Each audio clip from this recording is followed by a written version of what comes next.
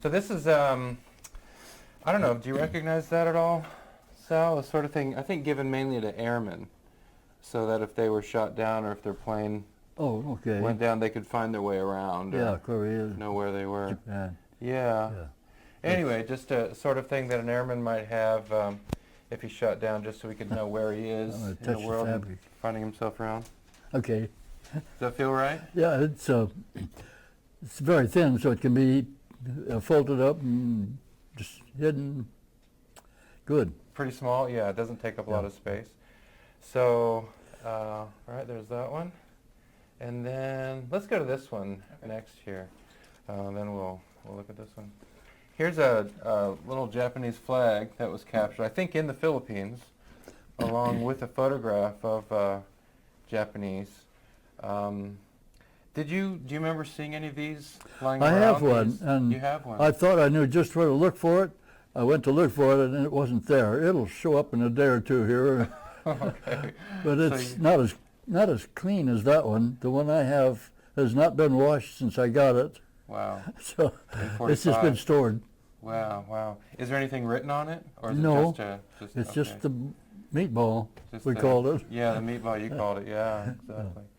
But pretty dirty. Did you just pick it up off the ground? Yeah. Wow, okay.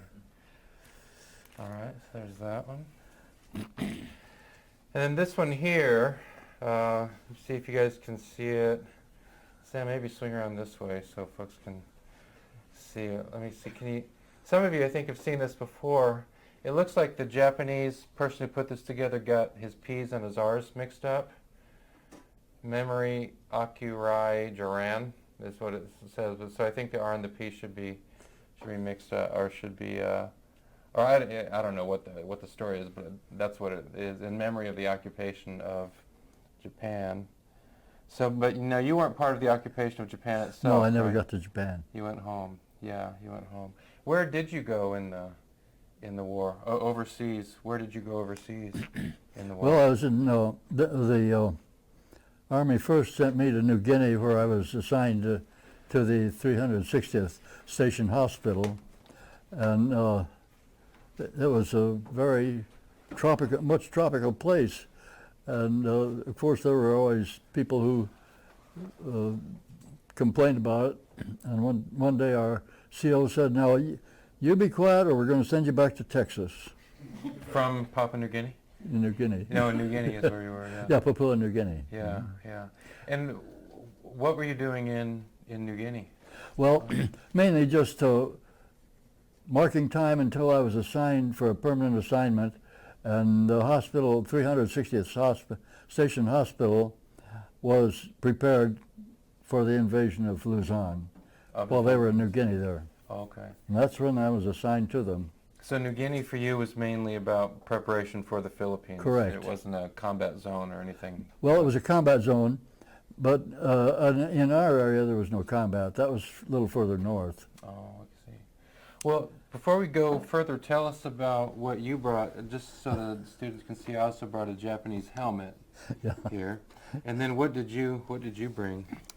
Well, I looked up in the closet and I found this old thing. It's still got my name on it there. Let's see. And that's my barracks bag, and you carry everything you own in that thing.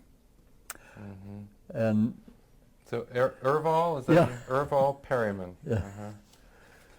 Wow. So that's your duffel bag from the war.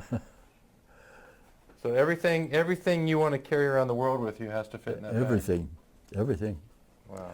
With the exception of the rifle, if you're a rifleman. Yeah. No, but you weren't a rifleman, right? I was not. Oh. We'll talk more about that. Then what else did you bring? Well, I was in a denominational school, and the boys in the dorm gave me a copy of this little book, Steps to Christ, which is a devotional type book, and I carried that with me all the way, and I wrote little notes in the back there of at the time certain things had happened. And this little thing, I've looked at it twice now. First when I got it, and then not until just now. Wow. But maybe... So you haven't looked at this since 1945? That's right. Wow. Until just, was it last night? Last night, yeah. Wow. You figure out what it is. Oh. I don't speak Japanese. Anybody? No one here reads Japanese. Huh? Janelle, do you read Japanese? So I found that in since I was in the medics, I was interested in their medical arrangements, yeah. and I found this in an aid station that had been evacuated, that they had left, That the abandoned. Japanese had left. Yeah, the Japanese had just abandoned it. Wow. So you've got, it's a book. Let me see. Do you mind if the students look at this? Anything you wish. So it's, I don't know. I mean, it's got Japanese script in it. I don't see any handwriting. But then here's a photograph Yeah. of, I'm assuming, a Japanese soldier. It's got handwritten Japanese script on the back. So this is something you picked up at an abandoned Japanese field station Yes. and brought it home, but didn't look at it for more than 70 years. That's right. Wow. Can I send this around so the students Sure, can take a let me see. peek? Yeah. So, thank you. Wow. Now you said in this one, so the book Ellen G. White, so you said denominational school, so I guess Yeah. that means Seventh-day Adventist, Yeah. because she's a... The guys gave me that the last meeting we had there, last worship service we had there. Yeah. Last one I attended. And where was that? That was at Nebraska. Union College or... Yeah, Union Union College. College in Nebraska. And you said you wrote some things that... Yeah, way in the What- back you'll find little notes that I wrote that are probably pretty well worn out. That you worn wrote off during now. the war? Yeah, So is it sort of... memory hooks for little things that happen. yeah. Well, let me see. God protected me from RS. Yeah. What is RS? Well, that was traveling while I was on the boat. I forgot the name of the boat, but we were by ourselves, no other boat around us, and as we traveled through the Pacific, why the antenna on the boat would move around and it would settle down somewhere, and then the boat would go this way. If it settled down this way, we'd go away from it all the time. So I was the last man into the hold, so I got the lowest bunk in the furthest corner from the hatch. Oh. And there was just no way that if we'd been torpedoed, there'd have been no way any of us would have gotten out. Wow. So does RS, does that mean something submarine? It has something to do with the boat. I've forgotten just what it was. Okay. I'm digging into your personal life here. Let's see. That's what all you right. wrote. God kept me out of trouble with R. Oh yeah. We had a young fellow that got drunk one time, and he was causing some trouble, and I helped calm him down a little bit. He was, I guess, maybe a little psycho, but he needed some help.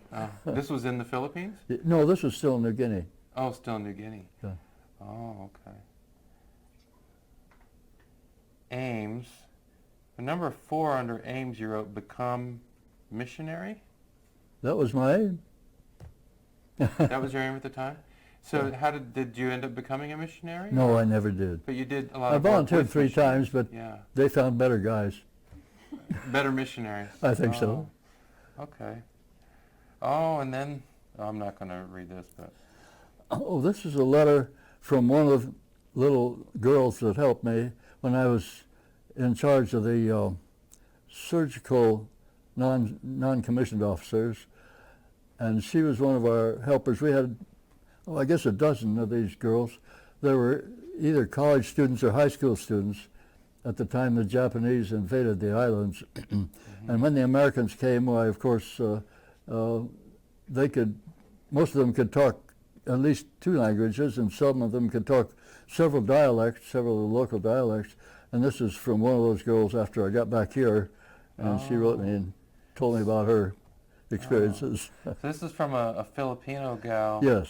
It's dated January 8th, 1947. Yeah. It's written from Northern Luzon Academy. Yeah. So is that near Manila then, or somewhere in the No, this Philippines? is north of Manila, about 100 miles or so, maybe not quite that much, up Okay. in Pangasinan province. Yeah, that's what, there's the abbreviation there. Wow, so that's a letter to you from her. She addresses you as dear brother. Well, yeah, the people in the Philippines, some of them were just anxious to get to America. And the same thing is true today, you know. We have many people that want to come to America. Yeah. And these girls did too. Sure. Wow. Well, that's the kind of stuff a history teacher loves to see, you know. I'm sorry. That's the kind of stuff history teachers love to see. Oh, you know, right. Original letters and things that no one else has seen. Yeah. You know? Yeah, nobody's ever seen. In fact, I'd forgotten that was in there, but she was one of our helpers there. Well, so you went to an Adventist school, and you've got the book here from Ellen G. White, and is there, you were a medic during World War II. Is there a connection between those two things, that you grew up an Adventist and went to an Adventist school and served as a medic, or is that just coincidental? Not directly. Any Adventist serviceman had the option, if he wished, to carry a weapon. I chose not to. I didn't want to actually shoot somebody. That didn't appeal to me. And I'd always been kind of interested in being a doctor. There were doctors in my family, and also in Bev's family. And I liked the idea of helping people. My mother was a nurse, and she had a picture of a doctor on the wall there, and it's one of these old-fashioned pictures of the old-fashioned doctor, and he's sitting by the bed of this little girl that's sick. And I saw that many, many times as I grew up, and I thought, well, it'd be nice to help people. And I always kind of thought I wanted to be a doctor, and as it came out, the Army offered me a full scholarship when I left the service, and I ended up, by necessity, taking a course in physics, and I loved it. So I ended up with a major in physics there. And so you pursued that rather than medicine, yeah. Rather than medicine. Well, just tell us a little bit about, you know, let's go post-war. Just tell us a little bit about what did you do as a career after the war, and then we'll go back to before the war. Well, the best thing I did was marry the prettiest girl in school. Yeah? Where did you guys meet? You want to get in on this? No. Well, before the war, I got in one semester. I was dead poor, just dirt poor, you know. My folks had medical problems with my sister, and they'd lost everything they had. So I was pretty well on my own. And I went to Union College there, and I knew some of the professors from when I'd been a little kid. And I told them I wanted to go to school there, and they said, well, how much money do you have? And I said, $40. Well, yeah, that would be a joke today. But at that time, those dear people let me in. And I was trying to work full-time and go to school full-time and get a little sleep if possible. It wasn't all possible. And I found out that in college, there's people just as smart as I was. That was news. And my grades went from a straight A to a straight C in one semester. Wow. And I could see disaster ahead. And fortunately, at that time, the Army pulled me out of school. After the Army, I got back in school. This time I had the GI Bill. And so I decided I would have a little social life this time. Before, I never had a date at all. No dates, no parties, no nothing. But this time I had a little money, and so I looked around a little bit, and I dated some of the girls, and some of them were well-to-do, and some of them were otherwise, but none of them appealed to me. And then I found this little 17-year-old kid that was just pretty much what I was looking for. She was a hard worker. She was real bright. She was, she had a little initiative, a lot, and she would take whatever jobs were available, clean houses. She worked as, what do you call it, teaching swimming? Phys ed. Phys ed. She worked in the phys ed department in the college there, teaching swimming, and she really appealed to me. I probably shouldn't tell you some of the details unless she wants me to. Well, it was a week and a half after we had our first date that we were engaged. She invited me to the party, and the party was at the house of the chief engineer there at Union, who was responsible for the electrical system and all. And for some reason or other, that night, at a strategic moment, Bev and I were in the kitchen together, and the lights went out. She says it was an accident. I'm not so sure, because the man in charge of the lighting for the whole college was his house. So I'm not too sure about the exact details there. But anyway, I managed to stumble over in there in darkness there, and then she didn't run. So what choice did I have? That was our first kiss. Yeah, that was our first kiss. Wow. And this is in 46, 47? 46. 46? 46. Yeah, that's right. Yeah. And we got married, and when she helped support me getting me through school. Wow. So that's the most important thing you did after That's the war. most important thing I did, yeah. Yeah. And then as far as paying the bills, what did you do? Okay. What did you do for that? Well, we were looking to settle in the Southwest. Both of us wanted to fly. Both of us looked forward toward learning to fly. And we were in Joplin at the time, and I was working as chief technologist for the laboratory in St. Mary's in Joplin. St. Mary's? I think it was. And I had a month yet to go, and she could get away from her job immediately. We got a call from a friend of mine. Well, he became a friend of mine. He's the one I'm writing about now. And he said, we need a bookkeeper right now, and we need a technician in 1 month. And that fits precisely with what our situation was. So we ended up in Arizona, and both of us enjoyed it immensely. That's where we learned to fly, and that's where we adopted a couple of wonderful kids. Wow, okay. And I ran the laboratory there, and Bev did the bookkeeping, and she wrote my check. She deposited it, and I don't know really whether I got a check or not. She tells me I did. She just took care of everything. Yeah. I spent it. Yeah. And how many children did you adopt? We adopted two kids. One was from California. Somebody I was talking to was from, well, you were in California for a while. Yeah. Yeah, the little boy was from Corona, California. Yeah. And the girl was from Phoenix, Arizona there. And we just think they're wonderful. Wow, yeah. So, Bev, let me ask you a question real quick. Was the war much of a topic of conversation early in your marriage? Did it come up very much? No, not really. We were both going to school, and studies kept us pretty busy. Yeah. When, because, with me at least, of course, you've talked a lot about your experience in the war, and you wear the hat, and I imagine people come and say things to you and maybe ask questions. They'll come and, these older people will come to me and they say, well, my granddad was in World War II. Yeah. Sort of feel a little bit aged there. Oh my. Yeah. When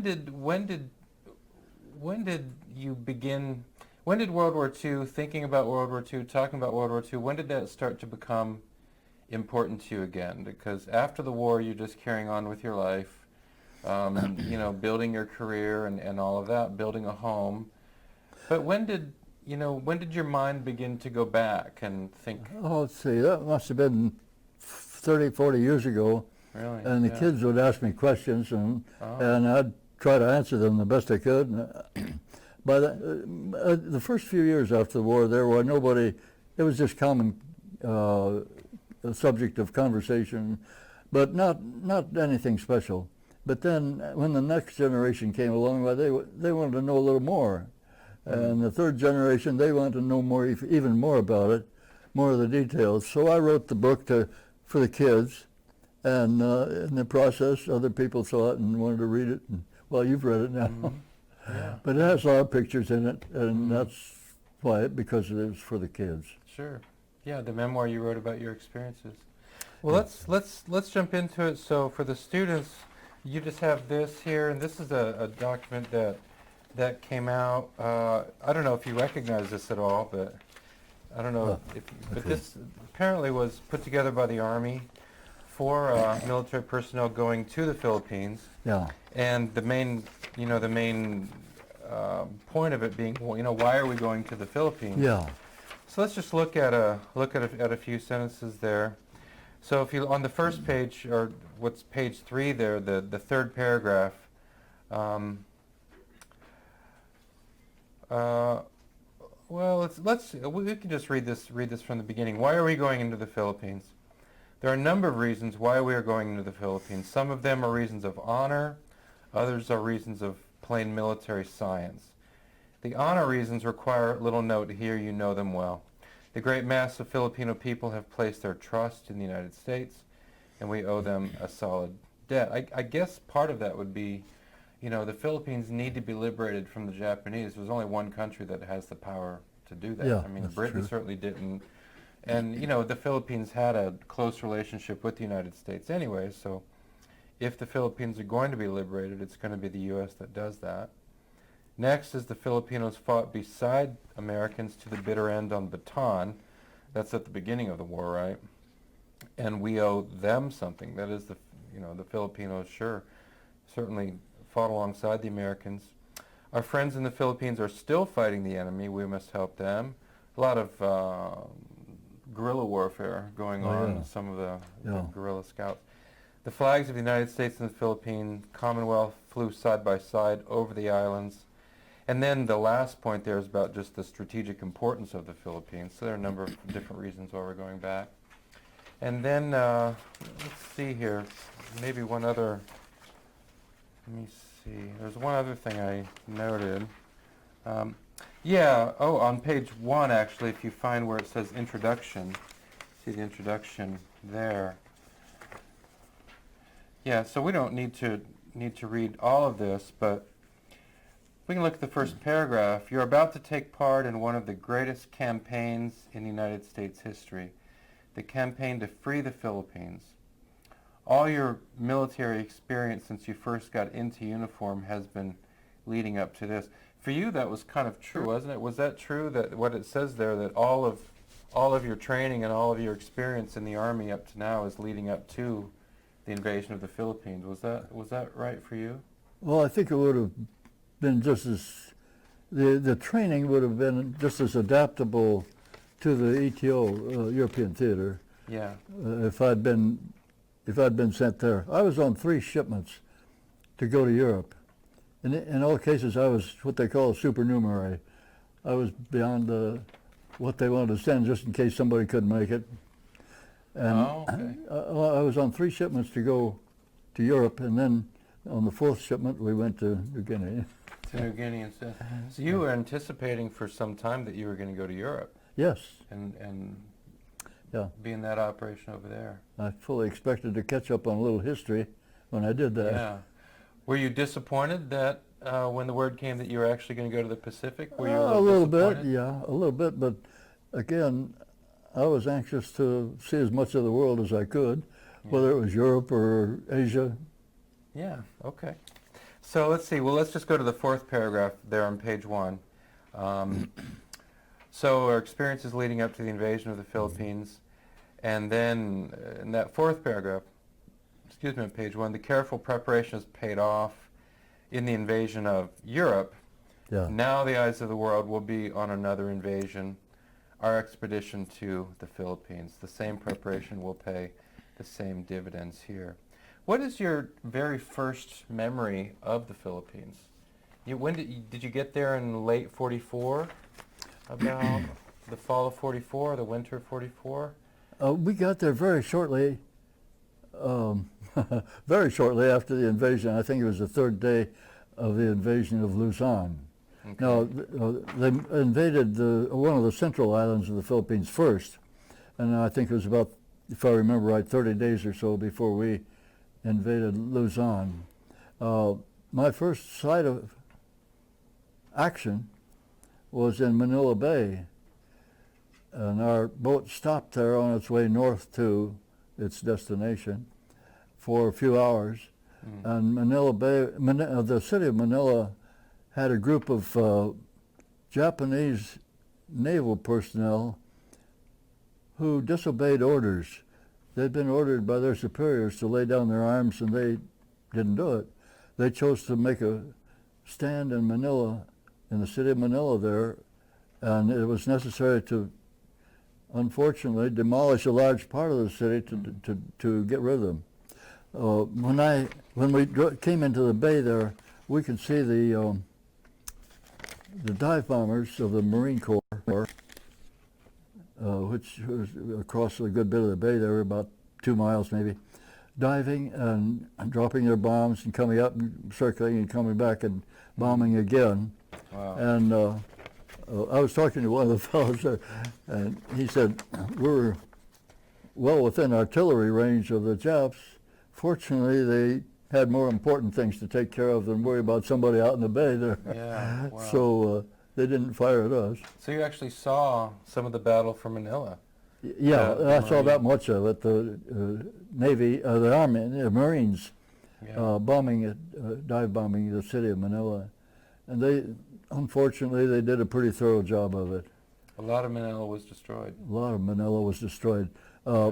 One of the sources I found said that Manila was the most damaged city of the war, except for Poland, city in Poland. Or Warsaw, maybe? Warsaw, yeah. Yeah. So it was a unfortunate thing for the Filipinos there. Yeah. Did you get into Manila itself? Not until I got my orders to come back home, and then we came from northern Luzon back by truck to Manila and boarded the ship at Manila to come back home. So you did see, you got off the boat, you're on land, and you saw part of Manila after the battle had been done, and Yeah. but I'm sure there was still a lot of destruction. Oh my, yes, I have pictures. Should have brought those pictures, but we'll do that next time. Yeah, well, we've got pictures. Let's look at some of the pictures, guys. So we don't need to look at these in order, but let's jump ahead to Let me add one There's- thing about Manila there. sure. I really admired those Filipinos. Those people got really busy. They didn't wait a minute after they could have access to get back to work there, clean up the city, and start rebuilding it. Yeah. I really admired that. So you saw them out there Oh yeah, moving debris and yeah. all that sort of thing. I thought these people live here and they know what they're doing. They're starting life over again here. Mm. Let's see. Is it picture? I've got the pictures numbered here. Try to find the right one. Number 13. There. This is a monument I came across. I was inside. Do you remember? It's called Intramuros. Did you ever get inside? Do you No, remember I never the got to old walled Intramuros. city?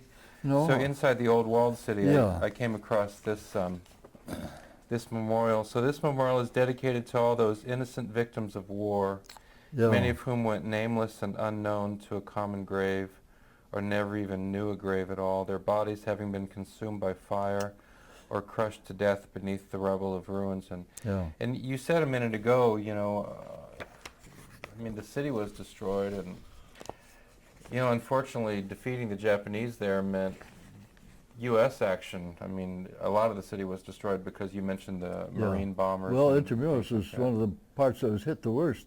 Yeah. That's where the Japanese really hold up. Yeah. Yeah, and part of just so the students know, it's an old Spanish part of the city. Yeah. Very thick walls, sort of like an Yeah. old fortress almost. But so the Japanese were inside that area, and Yeah. getting in there. But you didn't get into Intramuros yourself Well, when you were there. actually, I was walking down the street beside the Intramuros there. Beside I the could wall. see what had happened. Yeah, boy. Yeah. So let this monument be the gravestone for each and every one of the over 100,000 men, women, children, and Yeah. infants killed in Manila during its battle of liberation, February through March 45. We have not forgotten them. As a medic, we'll talk more about your experience, but as a medic, did you come across some of these civilians who'd been injured? Oh yeah. What's a memory you have of civilians that you had to work with? I'll tell you a funny one. I was put in charge of a ward, and we had American GIs. We had a lot of Filipinos, but one was a little kid. One morning I came over, I had the day shift, and I came over there that morning, and here's this little kid down at the far end of the ward, and he's really putting on a show. He's laughing, and everybody around him was having a ball. So I went down there and watched for a minute, and then I said, he had a airplane wing splint on his left arm. And I said, what in the world happened to you? Well, he couldn't speak English, so I turned to my interpreter there. His name was Nemesio, and I said, Nemesio, ask him what happened. So Nemesio talked to him in Tagalog, or I think it was Tagalog, and he asked the kid about it, and the kid said, well, Japanese soldiers shot me. And I said, well, why in the world would a Japanese soldier shoot a little kid like you? And they talked back and forth, and the Misho said, well, he was shooting at the soldier. And I said, why was he shooting at him? And he said, well, he'd found a machine gun, and he found this Jap, and he went to work on it. Get in on the war. Oh, boy. He couldn't control a gun very well. The Japanese could shoot better than he could, so he ended up with a bullet in his left shoulder there. But he was a kind of a comedian, and he was putting on a show for everybody, making it really lighthearted. How old was he? 12 years old, I believe. Good grief. Wow. He was a little heavier than most of the kids that age over there. Most of them were very thin because the rations had been pretty low for a while. There were no cats or dogs around anymore. Wow. And he somehow had enough muscle that he could handle that Thompson machine gun, the submachine gun, and he was going to get right into the middle of it. Most of the cases where we had Filipinos were not that dramatic, not that fortunate. Had a young man there who was in college when the Japs invaded. He chose to go into the forest there and oppose the Japs instead of turning himself in. Yeah, apparently his parents had a lot of money, but he got a crew together, and they would tackle the Japanese small details, small groups. Sort of ambushes? Ambushing them, yeah. Primarily what their trick was to catch them going up a steep mountain, roll rocks down on them. Then they got down there and finished them off. Wow. But this man was a real hero, but he was shot in the spine and it paralyzed one leg. But he had one of the nursing students from the University of Manila there with him, and she would massage that bad leg. And he was addicted by the time he got to us. And addicted to? Narcotics. Oh, they'd morphine, get narcotics from the Japs, from the Jap medical people who didn't need them anymore. And then he got hooked on it. And when I was taking care of him, we were trying to get him off the drugs, which I think was probably a mistake. I should have waited. But he would be begging for a shot, and I told my boys to don't give him anything until I talked to him. So I'd go and talk to him and tell him what we were trying to do. And one time he got really angry, and he said he had 4 men there that were always with him. They were bedside with him. And he said, I could have you killed. And I said, I know you could. But I said, you're not a murderer, you're a hero. And he said, I'll give you one of these Japanese swords if you'll give me a shot. And I said, I can't do that. But he left us shortly thereafter, and I understand his parents sent him to Mayo's for whatever treatment Mayo's could give him. To get him over he was just so hooked on the morphine or whatever it was. Yeah. Wow.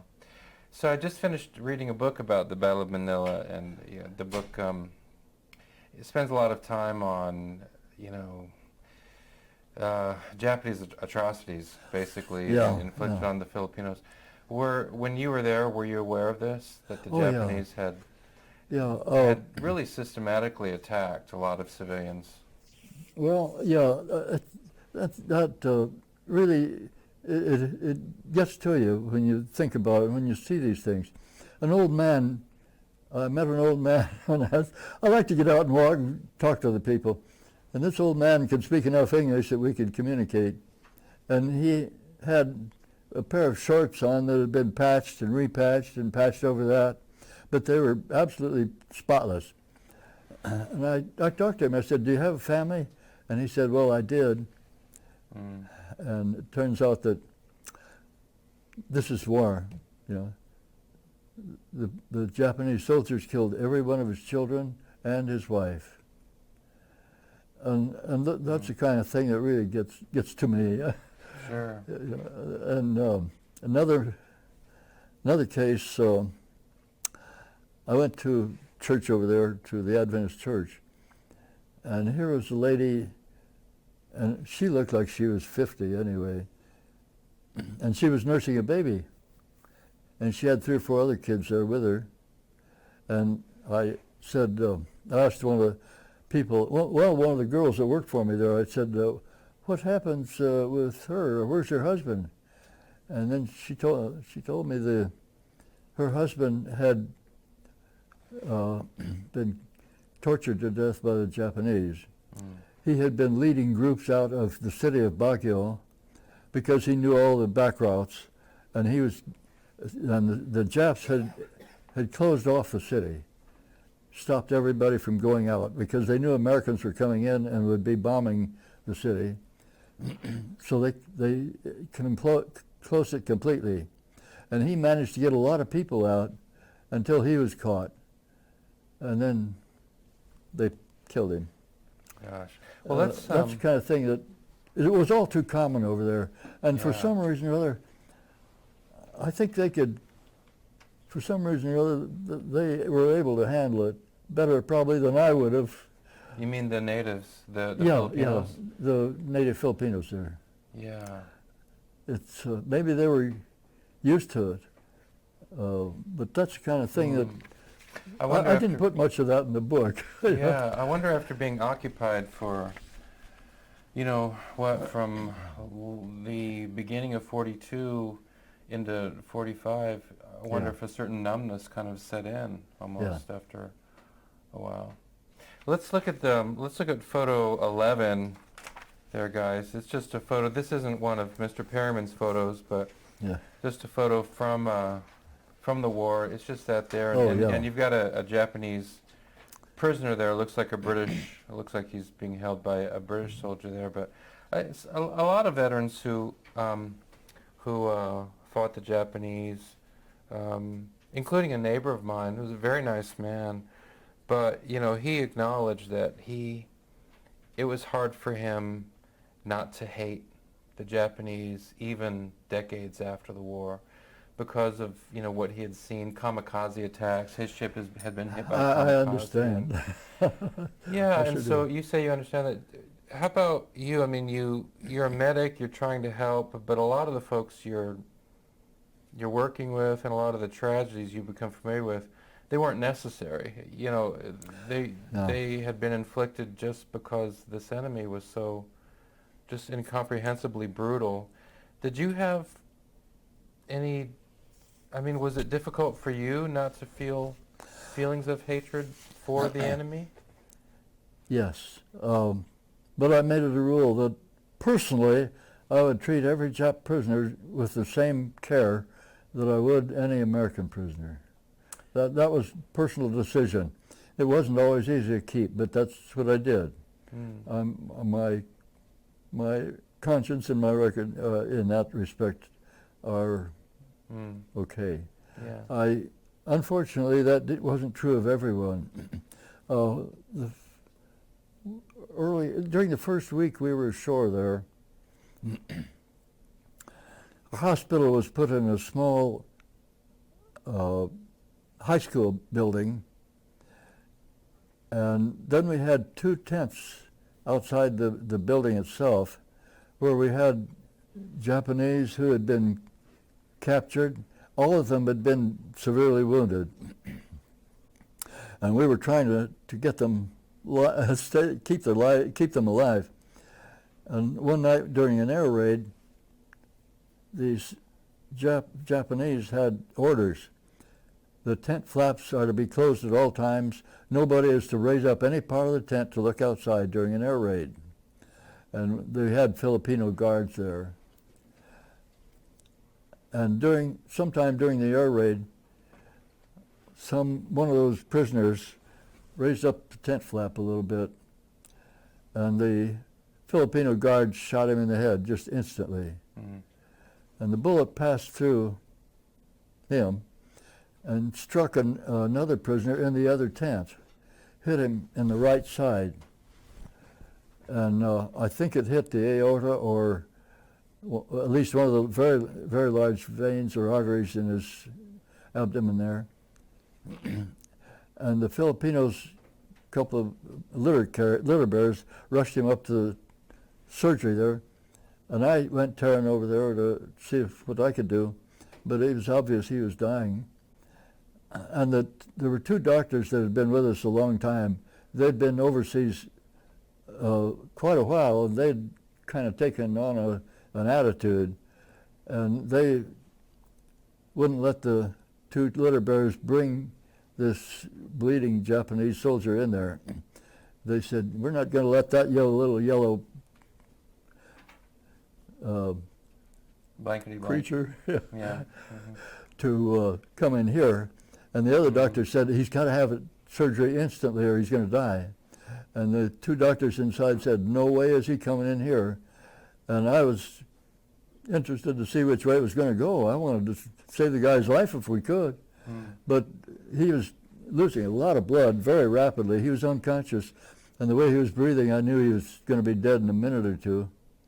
And one of the Filipinos came over there and kicked him in the side there. And he said something, and I didn't know what it was. And so I turned to Nemesio and I said, "What did he say? What did he say?" And Nemesio says, "He's saying bow, bow, like Japanese always say."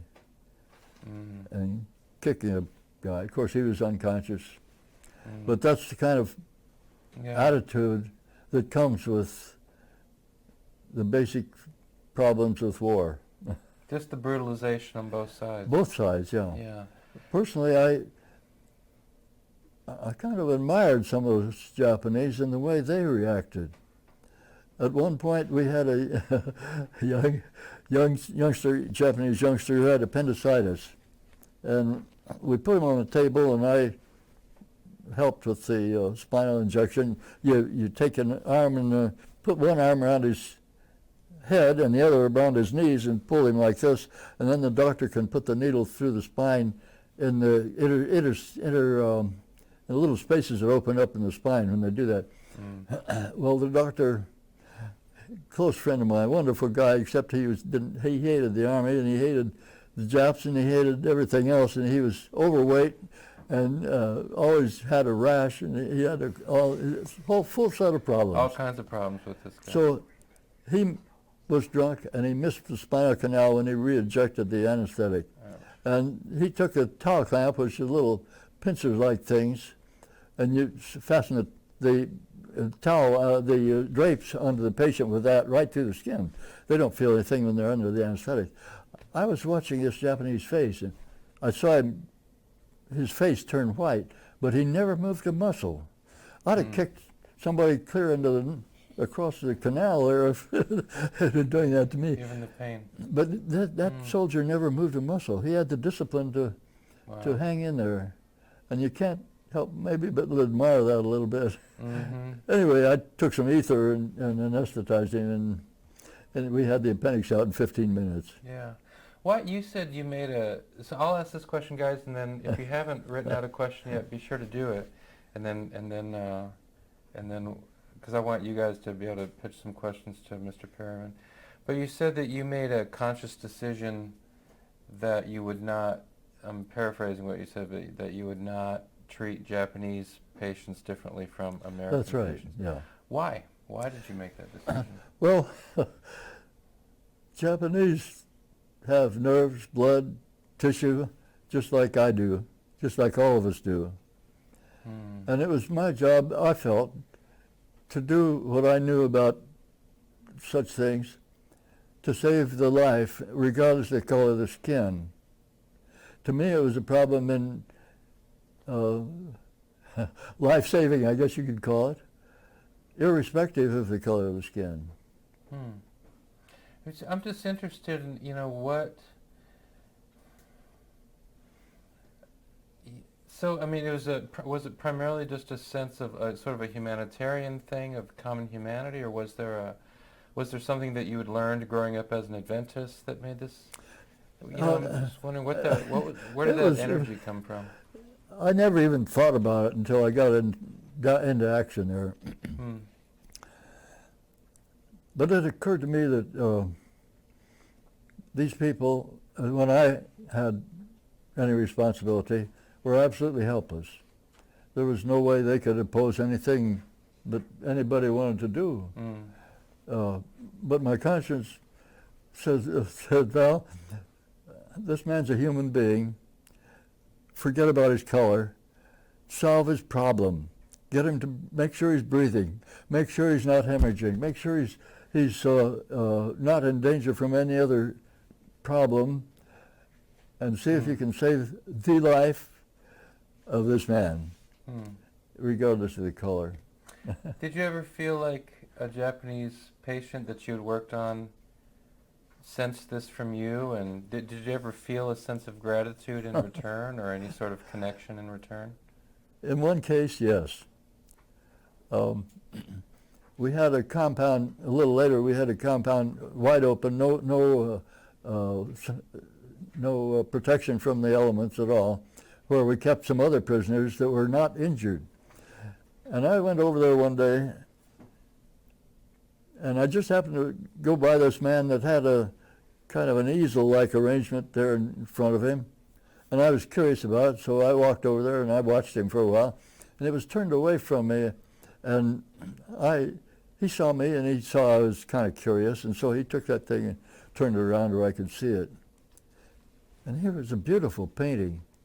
It showed Mount Fuji in the background, and then some flowers and a little bush with berries on it. And he didn't have paints. I don't know how in the world he did it. But he came across some kind of coloring matter and made this beautiful painting. And he turned it around so I could see it, and I was surprised. And finally I smiled a little bit, and then he smiled. He had one tooth in his mouth. He'd been suffering from the beriberi that came with starvation. A disease out there. But he had managed to put this beautiful painting, make this beautiful painting. And he sensed that I appreciated it, and that led him to that little bit of a smile. So just that you weren't able to communicate, but no, but just he didn't speak English, and I didn't speak Jap. Just that sense of recognition, yeah. Let me ask one more question, Sure. then we'll see what the students have. Let's see. I want to look at one of the quotes. Well, let's actually go to picture one. So we have 1, 2, and 3 there. You'll recognize those. Who's the guy in picture number 1 there? Who is that? Yeah, that's you? me. Yeah. How old are you there? 19. 19. So in uniform at 19. What year were you inducted? It was in the 43. It's in the 43. Okay. Yeah. Do you remember where you were on Pearl Harbor when Pearl Harbor happened? I haven't the slightest idea. Really? Yeah. I was going to school, and it was a matter of study, work. Yeah. That's uncommon. Most people remember exactly where they were I hear when that. Pearl Harbor I happened. hear people say that. Yeah, but not for you. Not How about for you, me. Bev? Do you remember Pearl Harbor? Oh, yes. Where were you I when was Pearl? at a 12th grade, 12-year-old birthday party.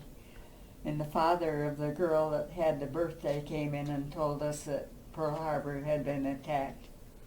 We didn't even know what Pearl Harbor was. We were just kids. Yeah. Wow. So did that kill the party, or No, just the party continued? We were only 12 years old. Oh, okay, right. Yeah. So you knew that something had happened, Yeah. but from the perspective of a We 12-year-old. learned more about it later. Yeah. From the perspective of a 12-year-old, it's not important enough to stop the party. Keep the party going. Then number 3 here, notice of classification. It says classified 1A. What does that mean? That means you're healthy, you're strong, you're fit to be a soldier with no restrictions.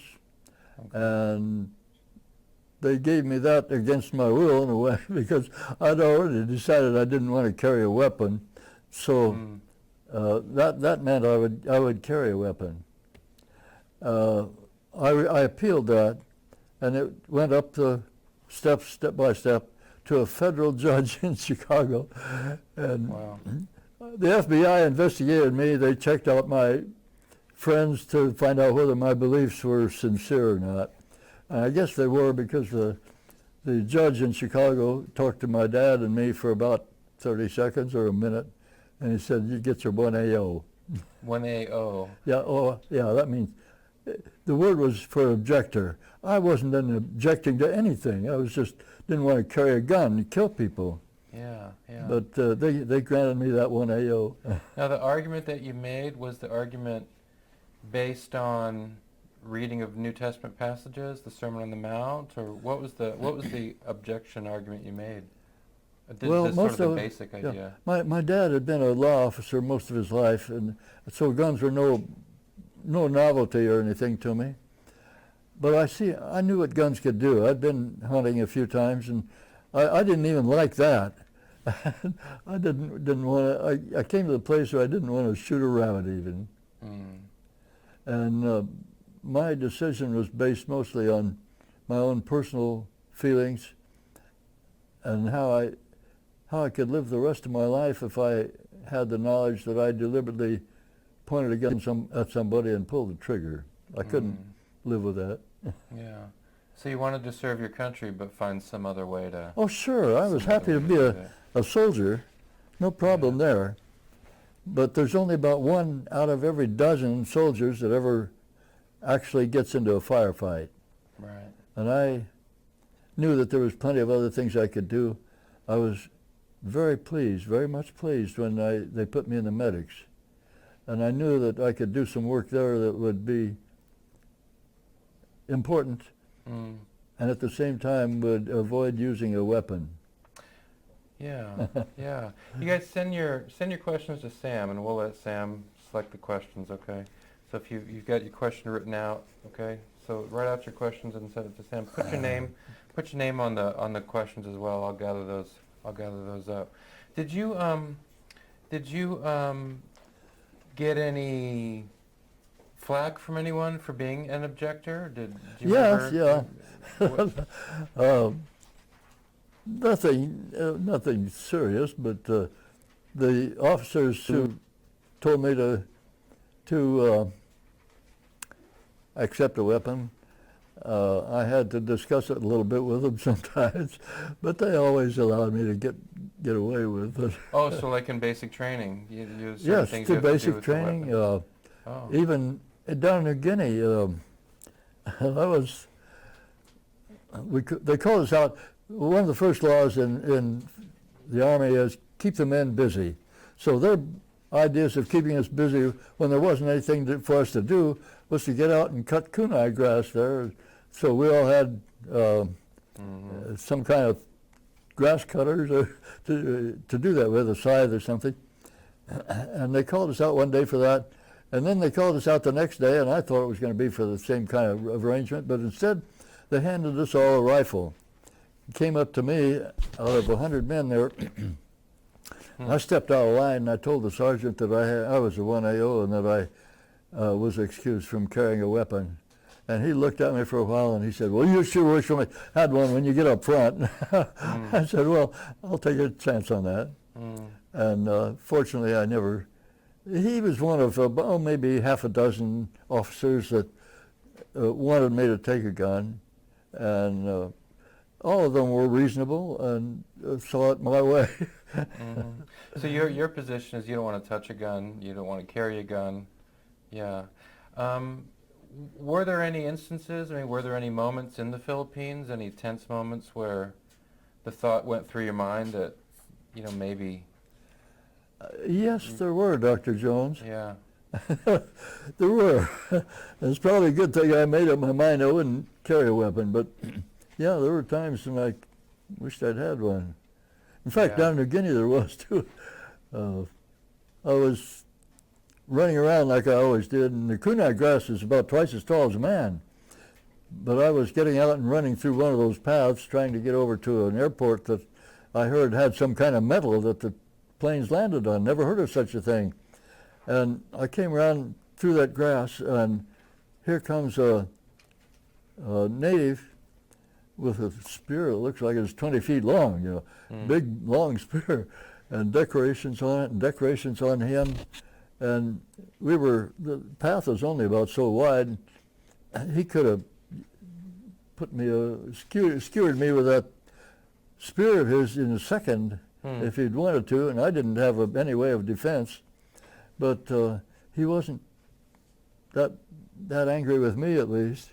And he went his way and I went my way. Yeah, so everything worked out. But in the Philippines, sometimes combat got close, or things seemed pretty tense, and the thought went through your mind, well, maybe I should, quickly, maybe I should grab a weapon in this case, but you decided not to. Well, I still had that ward of the most seriously wounded men with casts or with traction so that they couldn't move. One night I got all the PM cares taken care of, everybody settled down, and I got busy on my charting, which I was way behind on always, because if you didn't get charting done, that was not quite as bad as having some poor guy needing a urinal or something, and so I made first things first there. But that night everything was taken care of, and I sat down and started working at my desk there, and all of a sudden the man at the far end of the background of this was, you always hear rumors. There's rumors that the Japs have infiltrated and that they've sent spies in, that they've sent single soldiers in, all kinds of crazy things, and you just count about 99% of it. But always in the back of your mind, there's a little bit of area there that says, don't be too sure. Well, that night I was working away on the charts, and all of a sudden the man on the far end screamed, and I thought, oh, somebody's cutting his throat. And, my feet wanted to go one way, and I said, no, we're going to go down there. All I had for armory was a 10cc syringe with a 20-gauge needle in it. But I went down there anyway, tearing down there anyway, and the poor guy was in a cast, and he was trying to get out of it. He was having a bad dream, a real night terror, they call him, and he was twisting his body back and forth, trying to get out of that cast. And between the restrictions of the cast and what was going through his mind in that night terror, why, it really upset him. And so he screamed at the top of his lungs, and I went down there and shined my light on the ceiling there. I didn't want to shine it in his face, and he could see me and I could see him all right with that little bit of a light. And I talked to him as calmly and gently and tried to get him past that. And I said, soldier, you're all right now. Everything's okay. You're just having a bad dream. But boy, I wished I'd had a gun that night. It's pretty blood-curdling. I'd carried it down there at the ready. But all the other guys woke up and everybody was talking, and so I went around and lit cigarettes for everybody, and I don't smoke. And then and you didn't smoke during the war either? Pardon? Did you smoke during the war? Never. Oh, you didn't? Well, I have yet to smoke my first cigarette. Oh, is that right? But of course, a lot of guys don't smoke, and they say they won't, and then they get there and start. But, yeah. But you didn't. Yeah. But we got everybody settled down again after an hour or so. But boy, the adrenaline was way up there, and I stayed awake all night very easily. Let me ask this one more, and then we'll go to the questions we have, just while I have it in my mind. When you were there, did you see any guys, not just aside from the dreams, but did you see any guys really kind of lose it? Just the pressure of the war was too much, and they... Yeah. Yeah. Yeah. Sergeant Joe Robbins was the one I think of most. He was in charge of what they call patient property, and when some GI comes in that's wounded, why, he was responsible for the man's equipment, his rifle primarily, and then whatever else he has that he might have to sign for. In the book there, I have a picture of the cathedral we camped by, and there was a bell tower there with a lot of bells in it. And Sergeant Robbins lost it one morning. He saw the guys at the worst. When they first came in, he was responsible for their weapons, and of course he saw the blood and all the rest. And that morning he got out there with a weapon. He took a stock of weapons with him, and he was shooting at those bells. And I woke up hearing those bells ringing, but not ringing in any orderly way. So I looked out there and I saw him and what he was doing. And his face was kind of a beet red color, deep color. I don't know whether that has anything to do with physiologically or not, but he was shooting at those bells. And 2 or 3 guys started walking over there to stop him, and he'd just bring that gun down there, pointed at them, and they'd back off. And our first sergeant went over there and told him to put those guns down, and Robbins pulled that rifle on him, and he backed off. But then he went around the tents and came up from behind and charged him and hit him in the back with a football tackle, got him down, and then took the gun away from him. And then Sergeant Robbins was sent home a few days later, and we got to talking about it. One of the fellows said, "We all want to go home, and Joe's crazy, but he's going home." And I wondered just how crazy he really is. Oh yeah. How do you put on a show to get out? No, I'm sure he slipped a cog somewhere there. He cracked, yeah. But it made me think a little bit. Here he is going home, and I'm staying here. Maybe tempted to maybe put on a show for yourself or something like that. Oh, I wouldn't do that. You wouldn't do that, yeah. That wouldn't be honest. Yeah. Sam, pick a question there. Do you think that movies about World War II have been accurate portrayals of what was going on there? Any movies about World War II that you think are very accurate? Oh, I saw part of one. I don't remember the name of it, but it was pretty accurate, and I walked out. Was it not Saving Private Ryan? I just don't remember the name of it. Oh, okay. So it's a battle scene or something seemed very accurate, and Yeah, it was and you walked out. more than I wanted. Yeah. I could probably handle it now, but that was years ago. Oh, okay. I wouldn't want to, but I Yeah. wouldn't want to see it. Yeah. I hear that. What's another one? You mentioned the Filipino man who had the Japanese sword. Was trophy hunting a common practice amongst your peers? So the question's about you mentioned the one fellow who would give you a sword, a Japanese sword in exchange for morphine, kind of a trophy. Was trophy hunting pretty common? Well, he was a Filipino. He was a student at the University of Manila when the war came.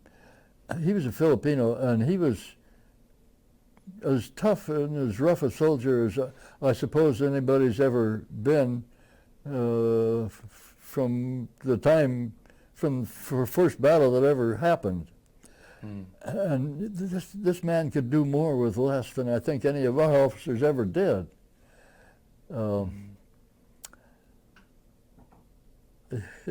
He surprised me, and I was in awe of that guy in a way, although he probably didn't weigh 80 pounds. Wow. How about among the American soldiers? Did a lot of American soldiers want to go out and find flags or other things that they could bring home? Did that seem like an important thing to the Americans? It was not important to me.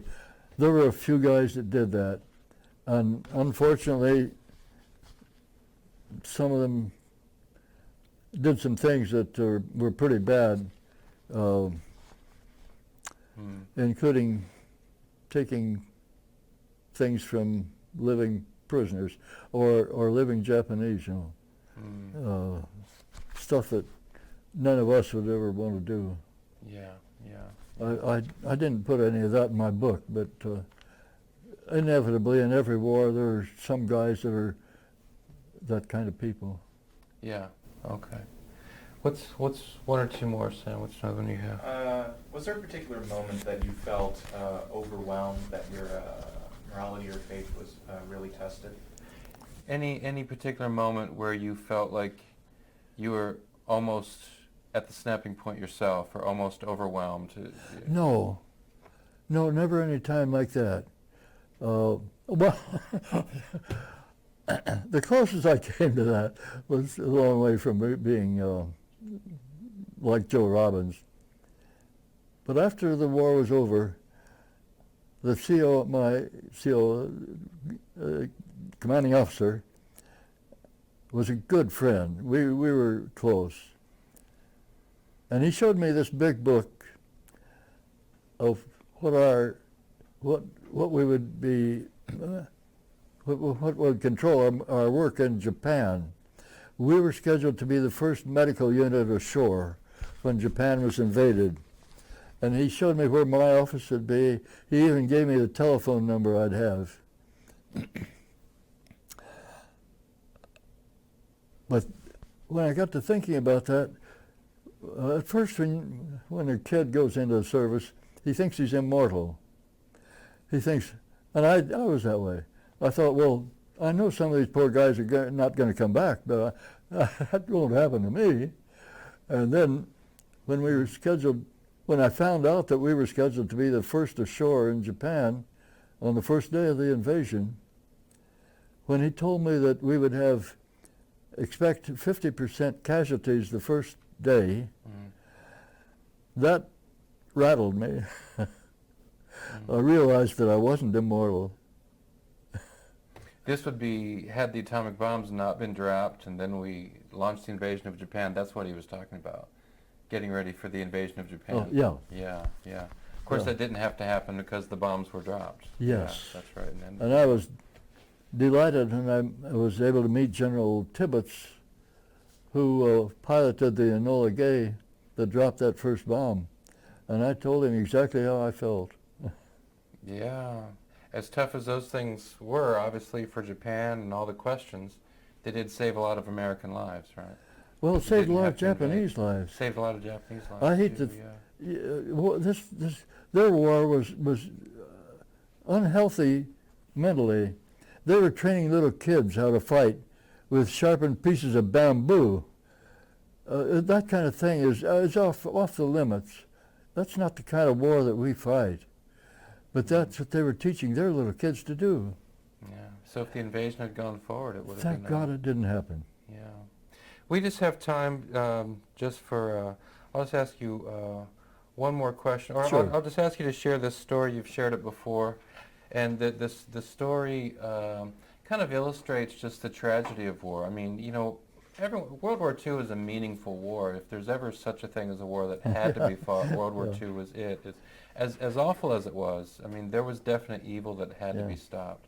But it's still tragic, and the story of the piano player. Oh. If you could just share that story with us. Yeah, sure.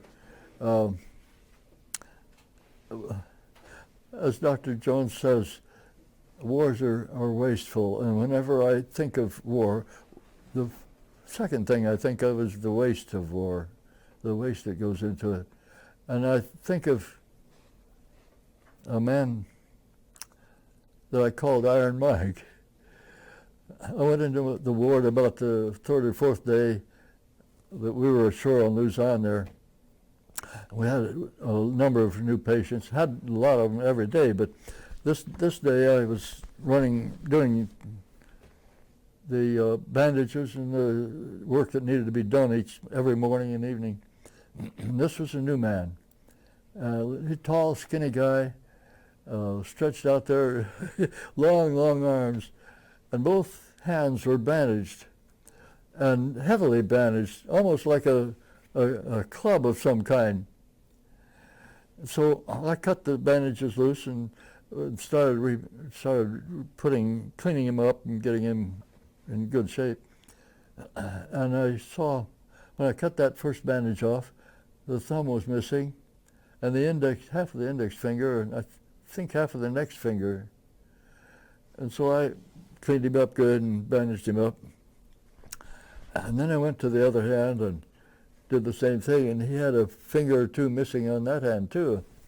Well, I always tried to talk to the patients and get their minds on something else rather than what they're facing directly. So I talked to him and asked him where he was from, and he told me, and then I said, well, what did you do, Mike, when you were a civilian? And he said, I was a concert pianist. And I couldn't think of one more thing to say. His career was over. His great talent was wasted. For what?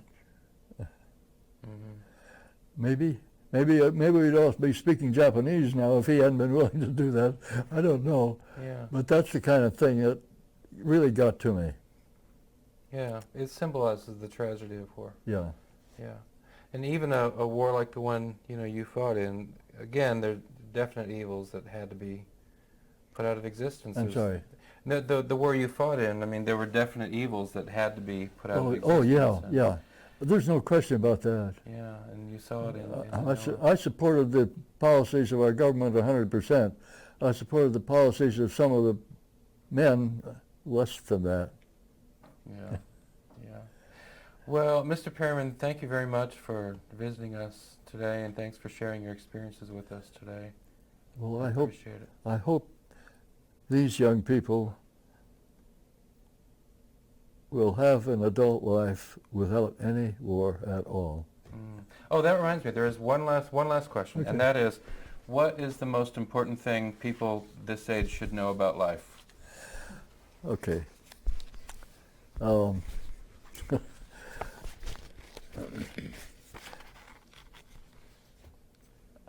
put this in non-theological terms,